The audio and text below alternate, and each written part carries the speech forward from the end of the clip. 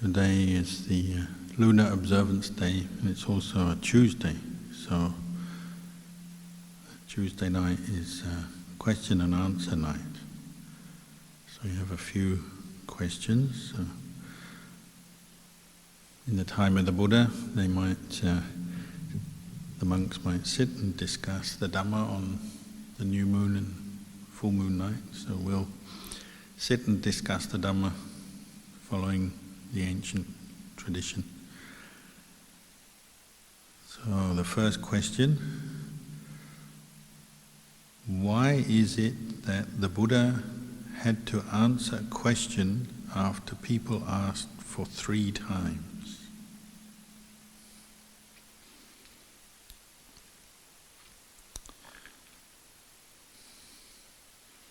Well, as far as I know, sometimes he might ask after only 1 time. He might answer after only one time asking the question. So not always was it 3 times, but 3 times may have various benefits.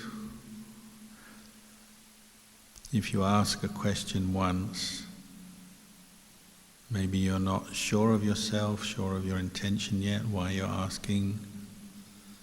So perhaps the Buddha would stay silent, just to let that person who's asking the question gather their thoughts.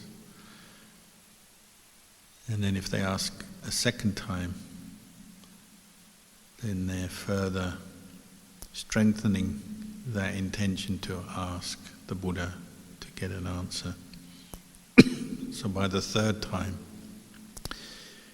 they're clear in what they're asking, why they're asking. So that's one aspect of it.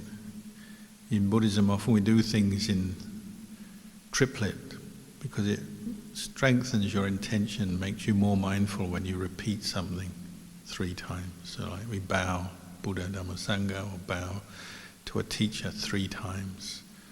If you just bow once, it's good, but maybe your mindfulness is not fully established in the present moment, and you bow and then off you go, and your mind hasn't really focused on that intentional action or that wholesome state of mind at that moment.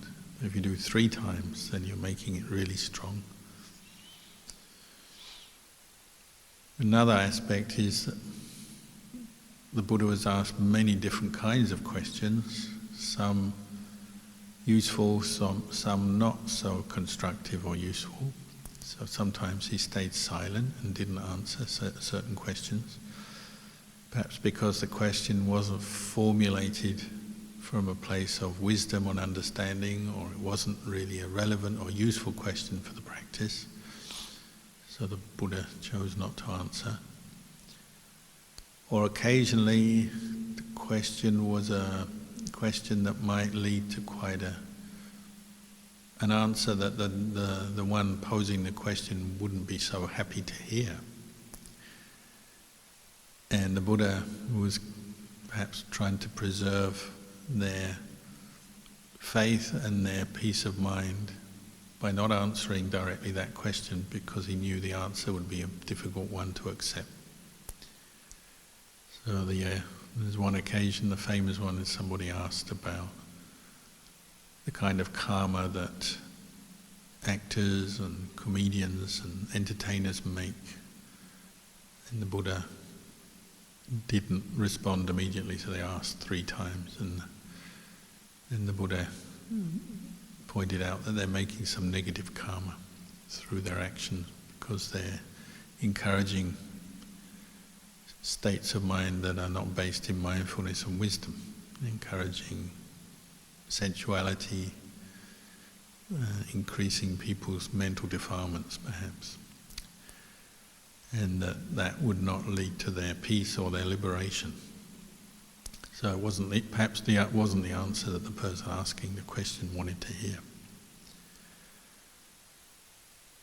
And there's other questions, other times when the Buddha was asked the question several times, Sometimes the Buddha himself would ask a question of somebody 3 times to try and get them to think or to stimulate their wisdom. Or he'd make a statement and he'd repeat it several times. So there's one time when there was somebody who had, I can't forget their name, but they had a lot of attachment to their caste and their social group that they identified with. And they were putting down some of the other castes or the other groups, ethnic groups in India. And they were asking the Buddha, who's from the Sakyan clan, if I remember, he's saying the Brahmins are higher than the Sakyans. The Sakyan clan are, lower. They should respect the Brahmins. So he's asking this question of the Buddha. So the Buddha put it back to him and said, well, who's your clan? Getting them to think about their clan. And he asked that 3 times of the man who was asking him, just to wake him up, make him mindful in that situation, because his conceit and his attachment was perhaps getting the better of him. And not just the Buddha, but in other situations, other people in the life of the Buddha would ask questions 3 times, sometimes to get a clear answer if it was something important. If you ask 3 times, you really are emphasizing the importance of the question or the situation. So, if I remember very well, the layman Anathapindika, the wealthy man, before he knew the Buddha, before he had faith in the Buddha, he didn't yet know the Buddha. He used to go regularly to his friend's house, who was another businessman, merchant, wealthy man, and they'd have a meal together, maybe once a week or once on a regular basis. And his friend would always give him the best food, look after him, treat him well, and they'd have a nice chat. And there's one time he went to his friend's house and there was a lot of hustle and bustle going on. All the servants and people were preparing the place, preparing food, preparing seats. And they completely ignored Anathapindika. So that surprised him. It was out of the ordinary. So he asked his friend, why? Why are you ignoring me today? You usually treat me so well. And his friend said, I'm sorry, but we're in a rush. We've got to get the place ready because the Buddha is coming for a meal. And they had faith in the Buddha and they didn't want to mess it up. They wanted to do the best that they could when the Buddha came to their house. It was such an honor, such an important day for them that they were putting all their heart into the preparations. And so they ignored their friend, not out of hostility, but just the friend took second place on that day, which caught him by surprise, but also got him interested. What is more important than me, my friendship to you? And his friend said, well, the Buddha. And he asked 3 times, who? The Buddha. Who? The Buddha. Because the term Buddha was universally recognized in India as, meaning somebody who's spiritually liberated, reached the end of suffering, so an important teacher. So that word Buddha made sense to Anathapindika even though he hadn't actually met the Buddha yet. So he asked 3 times just to make sure he'd heard correctly and that he really knew what his friend was referring to. So there are these different occasions where people ask 3 times of the Buddha or sometimes another teacher or friend just to get clarity and to really emphasize the importance of the question and the answer. Slightly more humorous level, I had a friend who was a monk. He's no longer a monk, but this is many, many years ago in Thailand, and he was determined to find out what he had been in a last life. So he's always asking different teachers, what was I in a last life? And no one would ever answer. Most teachers ignored the question, stayed silent, or pointed out that the question maybe is not really relevant, or that if he believed what they said, maybe it wasn't the best because he has no proof, no evidence, so it's just believing the word of another person, maybe not the best. Anyway, he was persistent. He kept asking this question from different teachers, and eventually he found a teacher who was reputed to have great psychic powers and could see people's past lives and know what they were. And he asked the teacher. And the teacher said, "Don't ask." And so he asked again. Again, he said, "Don't ask." And he asked again. So the teacher said, "Okay, I'll tell you, but you won't like the answer." And the monk was just so keen to know the answer. He said, "Please, please, tell me. I will like the answer. Just tell me anyway. I want to know. And he said, "Okay, I'll tell you. You were a parrot." And the monk got angry and said, "What? I was a parrot? That's not fair. You shouldn't be saying I was a parrot." And the teacher said, "Well, you asked, and I did tell you not to ask." But he gave him a boost by saying, "But you were a good parrot. You were a parrot living in the mountains, and there was a hermit meditating in a cave, and he had very little food, and so you would collect berries and nuts and fly to the cave and drop them for this hermit to eat. So you made some good karma there, so you were a good parrot." But still the monk was angry, and perhaps that was why the teacher made him ask a few times. He didn't really want to answer. And sometimes with the Buddha it was the same. Another question. How do you practice Dhamma with people who only take from you but never give anything back?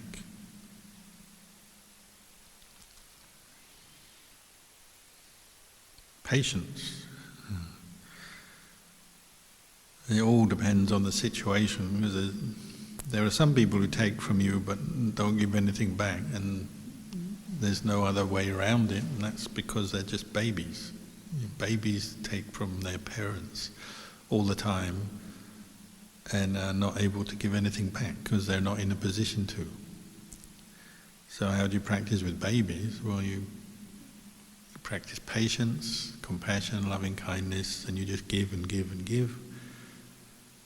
Maybe later on in life when they're adults they'll give something back, but even then you can't be sure, but still you just give because they're babies, they're helpless, and it's appropriate to help a baby if you brought them into the world. You have to look after them. So that might be a situation where it's correct just to give without expecting anything in return. But of course, if we're talking about another situation, it could be adults, say at work, there's somebody who's always borrowing money from you. Maybe they have a gambling addiction and they're always borrowing off friends, family, this person, that person. After a while you realize this is not going anywhere, and they never repay their debts either. And they're not improving their behavior, and they're addicted, maybe more addicted. And you're helping them to feed their habit. So perhaps then you might decide to stop giving, to help them cut off the source of their money so they can't gamble. That's a different situation. So you have to use wisdom, don't you? Like the Dhamma requires us to use wisdom in different situations, depending what the situation is. And wisdom means to reduce our suffering and or the suffering of other people. So that means thinking, using the principles of Dhamma, harmlessness, mindfulness, wisdom, compassion, patience, and then seeing what is the cause of your or another person's suffering, and then how can you reduce it? Reduce their mental defilements, greed, anger and delusion. So sometimes you have to say no if you can see the help you're giving to someone is not actually helping them, it's maybe even contributing to their suffering indirectly. feeding their bad habit, or you give them money and they go away and they're using it in ways that are harmful to themselves or others, or maybe you might stop, or at least talk to them about it. And you also have to look at yourself in the equation, don't you? If you're helping other people, but it's getting to the point where you're suffering, personally suffering, or maybe your immediate family are suffering perhaps, that's a sign that the help you're giving is going too far. Maybe you're doing more than you're able to, because the help, the kindness, the generosity and the help we give to others has to come from a place where we can give, where we are able to give because we're ready, we're in a position to give without harming ourselves. But if you go over the boundary, if you go over a little bit, maybe it doesn't matter, but if you go over a lot and start harming yourself, then you're maybe not helping them, because they're going to be perhaps causing some bad karma there, and you're harming yourself, or sometimes your family. So I remember one family came here and the wife complained about the husband and said, he's always helping other people, giving them money, giving his time, doing things for them. He never helps the family. I don't know how true that was, but if it was true, then that's a sign maybe you need to redress the balance and come back, help the people who you're immediately responsible for. So this requires wisdom, wise reflection, to look at the results of the help you're giving.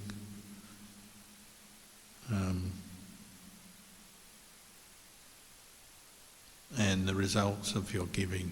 So if you're helping someone and they don't seem to be improving or changing for the better or making good use of that, whatever way you're helping them, then sometimes you pause or you stop. Sometimes you change the way you help someone.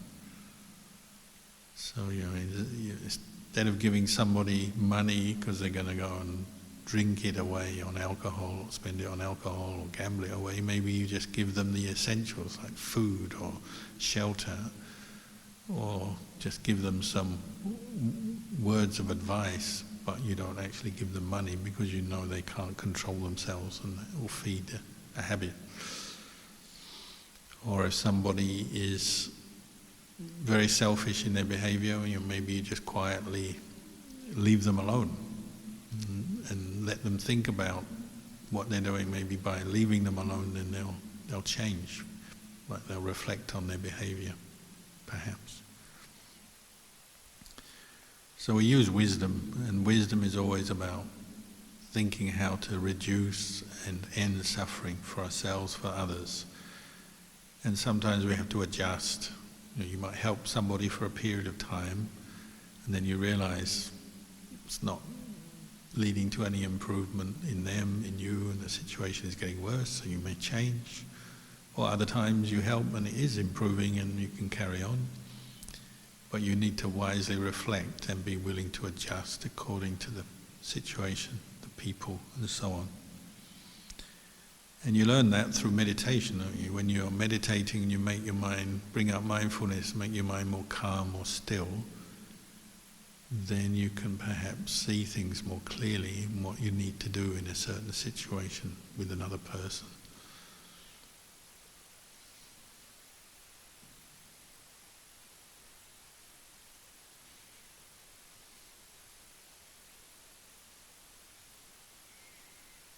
Another question: is having the desire for nibbana a mental defilement?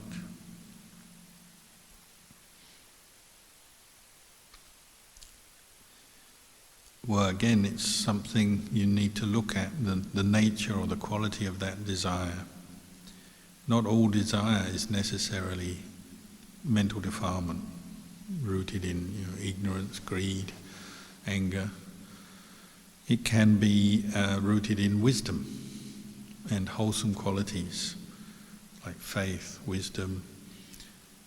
So, if you've reflected on life and seen that life is mixed up with stress, suffering, you start to look for a way out of that. And you come across the Buddhist teachings and you start to understand more about the path to Nibbana, what Nibbana is, and the path that leads to Nibbana. Then you might naturally have a wish to pursue that path, to develop it, to practice dana, keep sila, live in a moral way, a harmless way, develop mindfulness, meditate, practice developing insight into the true nature of things, so that you can let go of your attachments, your defilements. So you have a wholesome desire arise, based on faith. You have a willingness, you want to practice. The word is kusala chanda in Pali, and that's a wholesome desire. And the Buddha talked about, that's quite an appropriate, correct kind of desire, because it's coming from wisdom and understanding. Whereas unwholesome desire always comes from ignorance, misunderstanding, and craving and attachment. So some form of greed, anger, delusion. So even just the idea of Nibbana can become an object for greed. Sometimes they call it spiritual greed. I want Nibbana. Can come from aversion as well. Like maybe you're really fed up with life. You've got a lot of problems, things are not going well, so you're getting really irritated, annoyed, angry, fed up. And you hear people say, I never want to be born again, I just want Nibbana now, and I never want to be born again. So they've got some understanding of the concept of Nibbana as the deathless, not being born again, but then there's an aversion there to whatever they're experiencing currently. And Nibbana is more like, I just want this Nibbana so I can get rid of what I've got now. And it's actually coming or mixed up with aversion and anger. Or greed, I want Nibbana because I want the bliss, the happiness of Nibbana, and one is attaching more to the idea of the happiness than really the letting go of ignorance, craving and attachment. Or maybe you could be, even though you might call yourself a Buddhist, you might have a certain conceit with your practice and you want Nibbana to impress your friends. If I was enlightened, then I could impress everyone. I could be better than everyone, and you can get that as well. So even the desire for Nibbana can become bound up or mixed up with kilesa, with mental defilement, and that's something you have to observe in yourself, and with mindfulness and wise reflection you start to set it aside. And you'll notice if you're practicing with a lot of greed or attachment, say you're meditating, you go on a retreat or you're meditating and you have a lot of greed, desire, well often that's a big obstacle and your mind never settles down and you're often feeling disappointed, and maybe you look around to blame something, you blame yourself for not being good enough, or you blame the teacher or the place or something, because you've got a lot of greed and desire and it's not being met, so then you become disappointed.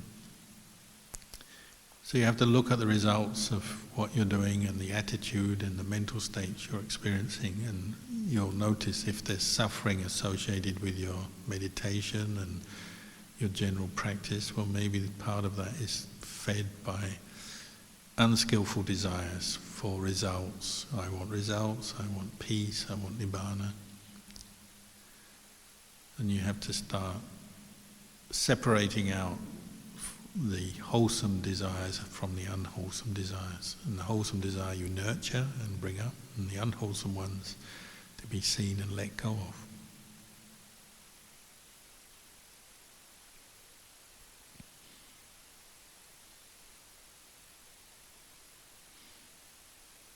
The last question is, how do we keep mindful through our busy day?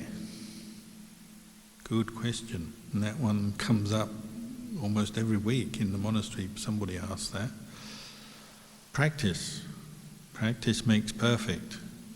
We practice the Dhamma because we're not yet perfect, because we have confusion, stress, suffering, And we have all these mental defilements that we talk about all the time.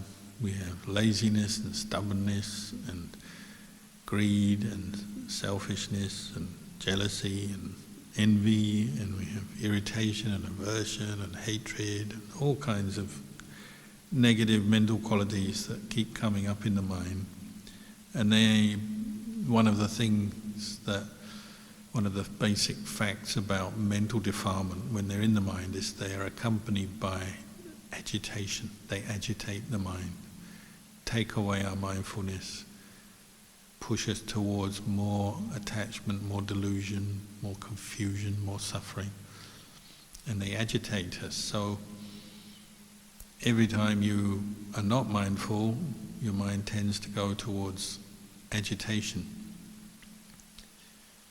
But often we don't realize it, because we have a little bit of mindfulness there most of the time, and that keeps us going. So you can do a job of work, or drive a car, or eat your food, or go here, go there, with some mindfulness. But then there's many moments where the mindfulness fades and we get mental defilement of one sort or another slipping into our thinking and our mental states.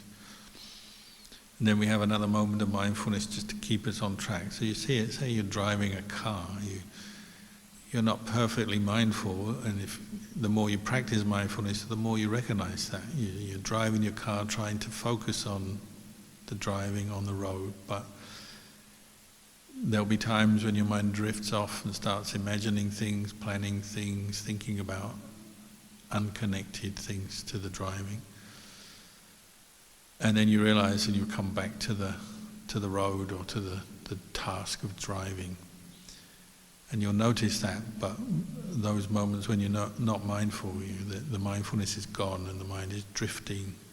Of course, there can be some danger there if you're driving a car. You could become sleepy or distracted, and then something could happen.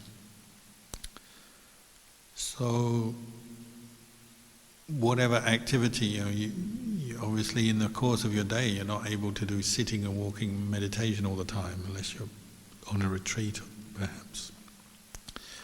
So you have to make these different activities and things you're involved with part of the practice.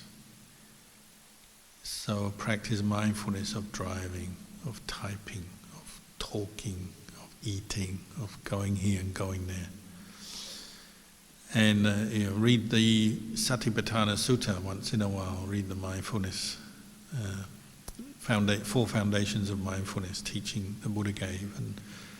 And we've got different areas we direct our mindfulness to. So we direct mindfulness to the body, and that begins with just knowing the posture you're in. So even though you're working or relaxing or going here, going there, you can be aware that now I'm sitting, now I'm walking, now I'm standing, now I'm lying down. That's something you can always do. Come back to your posture, know your posture, be mindful of it. And then know other aspects of the body, how the body is at any one moment, the sort of sensations that are coming up, whether you feel hungry or full or tired or energetic, hot, cold. You're noticing the movements of the body as you change posture from sitting to standing, lying down. If you're eating food, you're aware of the chewing and the movements of putting food in your mouth. You're going here, going there, you're turning, you're using your arms, you stretch your arms, so on. There's lots to be aware of simply in being mindful of the body and the posture. You may be doing other tasks as you are mindful of your posture, but it's a starting place for mindfulness. Of course, sometimes you can be mindful of the breath even. In certain activities you can. Just sitting there waiting for somebody rather than looking at the phone, you can be mindful of your breath for a few moments. Take a few deep breaths, re-establish mindfulness in the present moment. Or even if you're on the phone, you're holding your phone and you can still take a few deep breaths. Bring your mind back to the body and the present moment as you're listening to someone or talking to someone. You can still do that. We can be mindful of feelings, how we feel in any one moment. Feel pleasure, feel pain, feel neutral. as we are receiving sense impressions through our day. This tastes good, this tastes bad. Or the thought that's coming up, this is a pleasant thought, this is an unpleasant thought. Or you're sitting, maybe listening to me now, and you sit too long so you want to change because you've got pain. Okay, you can be mindful of the change of posture because you've got pain in your legs, say. So we can be mindful of feeling the body, feeling the state of mind itself, whether it's wholesome or not. One thing to remember, a lot of people complain, oh, my mind is always restless, agitated, full of negativity, uncontrollable, thinking too much. You hear these comments all the time. But if you establish mindfulness at any moment, you say, what am I thinking right now? You may be thinking something very negative. But as you establish mindfulness, you're simply knowing that. You're not getting caught up in judging yourself as being a bad person because you have a bad thought at this moment. When you're mindful, you're just knowing, oh, I'm thinking this thought, or I feel agitated, anxious, restless, whatever. As you're doing that, you're becoming mindful, you're even making something useful out of those negative mental states, because you're now using them as a basis for being mindful. And you can see they're impermanent, they're coming and going, arising, ceasing. So even unwholesome negative mental states can give you some wisdom and understanding if you make them the basis for mindfulness. And that leads on to the fourth foundation of mindfulness is Dhamma. Is the process of how suffering arises, so how we fall into negative mental states, or what we call mental defilement, or how the five hindrances arise.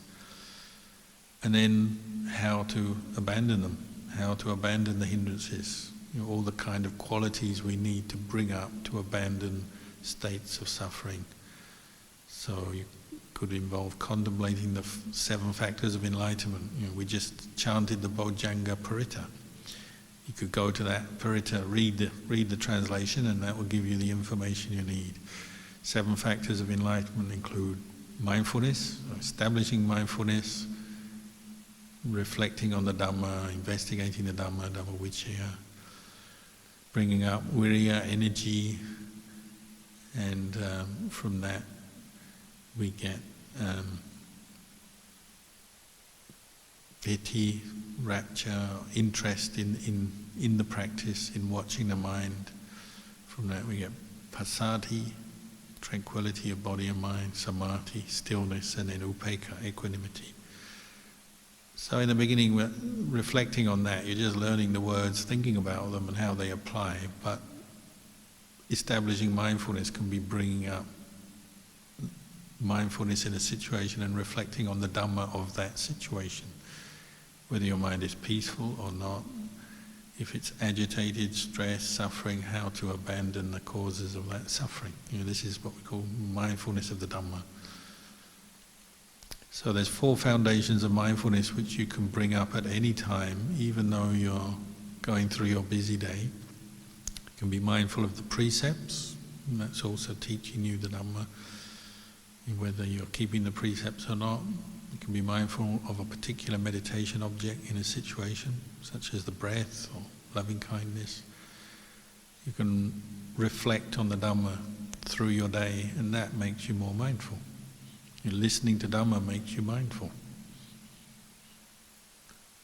Other activities often take our mindfulness away, so endlessly chit-chatting about frivolous, meaningless stuff can reduce our mindfulness or distract us, confuse us. Not keeping the precepts tends to bring up strong emotional reactions to things, unwholesome mental states, problems, and so on. So there's these different aspects of the practice help in daily life to maintain mindfulness. That's just a few suggestions. So tonight, that's the end of the questions for this evening.